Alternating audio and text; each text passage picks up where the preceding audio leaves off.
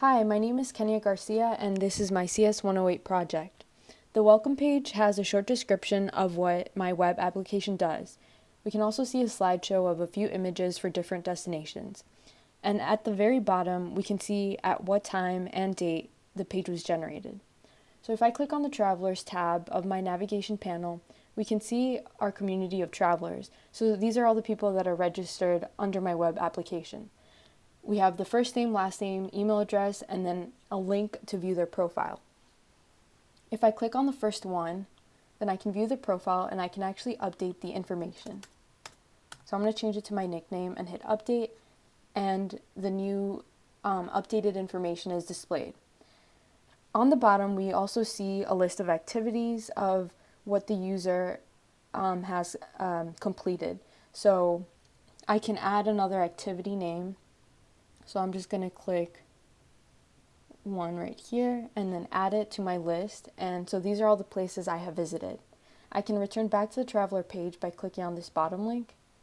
And once again, it takes me back to the main traveler page. So I can return to the page which contains the community of travelers by either clicking this top button or this bottom one.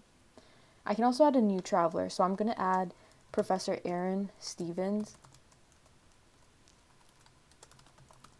And when I hit submit, it inserts his name into the web application. And I can view his profile by clicking here.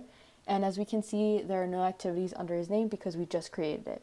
So if I click on the destinations button on my navigation bar, then we have a list of different destinations.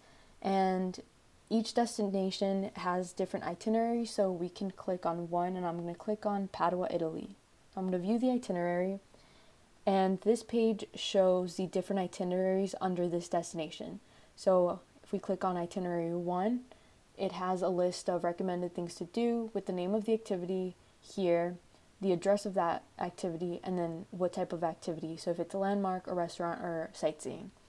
And I can return back to the itinerary page, and I'm going to click on the second itinerary, and I'm actually going to add another activity. So I'm going to add a restaurant, and this is the address for it, and it's a restaurant. And I'm going to add it, and as we can see, it's displayed right here. So it has the name, address, and type of activity, and if I actually click on one of the links here, it'll conduct a Google search so we can get more information about it. So this is my webpage. Thank you so much for watching.